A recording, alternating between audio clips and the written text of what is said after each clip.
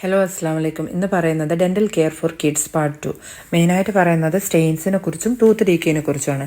Staines ഉണ്ടാവാൻ മെയിനായിട്ടുള്ള കാരണം ക്രോമോജനിക് ബാക്ടീരിയ ആണ്, പുവർ ഓറൽ ഹൈജീൻ, പിന്നെ കൂടുതൽ കളേർഡ് കാൻഡീസ്, ബെറീസ്, ജ്യൂസസ്, അതുപോലെ തന്നെ rough surface of tooth, medicines ഒക്കെ കാരണമാണ് സ്റ്റെയിൻസ് വരാതിരിക്കാൻ വേണ്ടി നമ്മൾ എന്തൊക്കെ ചെയ്യണമെന്ന് വെച്ചാൽ ക്ലീനിങ് ചെയ്യുക, ബ്രഷിങ് ചെയ്യുക, ടൂത്ത് ക്ലീനിങ്ങിന് കൊണ്ടുപോവുക, അതുപോലെ തന്നെ സപ്ലിമെൻറ്റ്സ് എടുക്കുമ്പോൾ സ്ട്രോ യൂസ് ചെയ്യുക, പിന്നെ മോയ്സ്റ്റ് ഏരിയയിൽ നിന്ന് ബ്രഷ് മാറ്റി വെക്കുക, റഫ് സർഫസ് ഒക്കെ പോളിഷ് ചെയ്ത് വെക്കുക. നമ്മുടെ ഓറൽ പ്രോബയോട്ടിക്സ് കഴിച്ചിട്ട് നമ്മുടെ ഓറൽ എൻവയൺമെൻറ്റിൽ മോഡിഫിക്കേഷൻ ചെയ്യുക.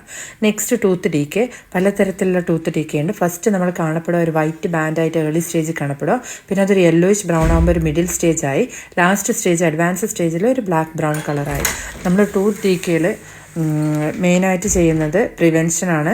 അതിൽ ഫസ്റ്റ് പ്രിവെൻഷൻ എന്ന് വെച്ചാൽ നമ്മൾ ഫസ്റ്റ് പ്രോപ്പർ ബ്രഷിങ്ങും ഫ്ലോസിങ്ങും ഒക്കെ ചെയ്യുക, ഡെൻ്റൽ ചെക്കപ്പിന് കൊണ്ടുപോവുക. ചെറിയ ഡീക്കെ ആണെങ്കിൽ ഫില്ലിങ് ചെയ്യുക. ഇനി വലിയ ഡീക്കെ ആണെങ്കിൽ നമ്മൾ റൂട്ട് കനാൽ ചെയ്യുക. വലിയ ഡീക്കയിൽ റൂട്ട് കനാലൊന്നും ചെയ്യാൻ പറ്റാത്ത കേസുകളാണെങ്കിൽ പല്ലെടുത്തിട്ട് സ്പേസ് മെയിൻറ്റെയിനർ വെക്കുക.